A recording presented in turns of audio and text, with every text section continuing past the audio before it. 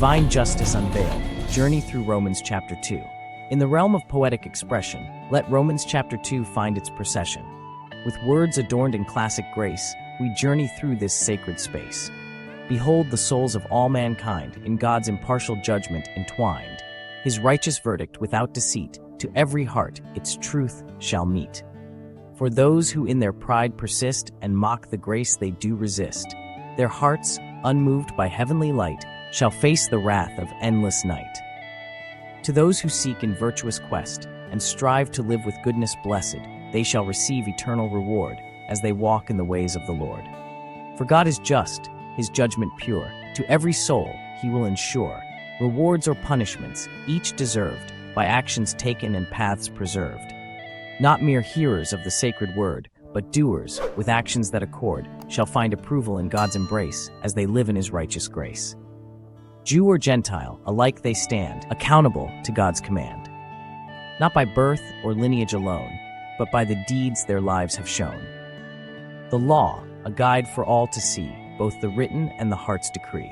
Penny, without distinction all are judged, by the measure of the life they trudged.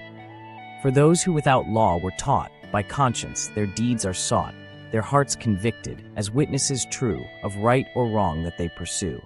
And those who were entrusted with the law, yet transgress it, with faults they draw, their hypocrisy laid bare to sight, their honor tarnished in the light. Circumcision, a symbol of the heart, not in flesh but a deeper part. True circumcision, by the Spirit's grace, transforms the soul to seek God's face. Let not the outward show deceive, for true righteousness the heart must believe. Not by the letter, but by the Spirit's power, shall we find favor in God's highest tower. So let this timeless truth resound in every heart on sacred ground, that all may know, both far and wide, in God's justice for we must abide. For he, the righteous judge, we trust, to render judgment that is just. In every life, his wisdom discerns, as each soul's fate in his hands turns. Thus, Romans chapter 2 finds its voice. In poetic cadence, we rejoice. May its message echo through the ages, as truth unfolds in sacred pages.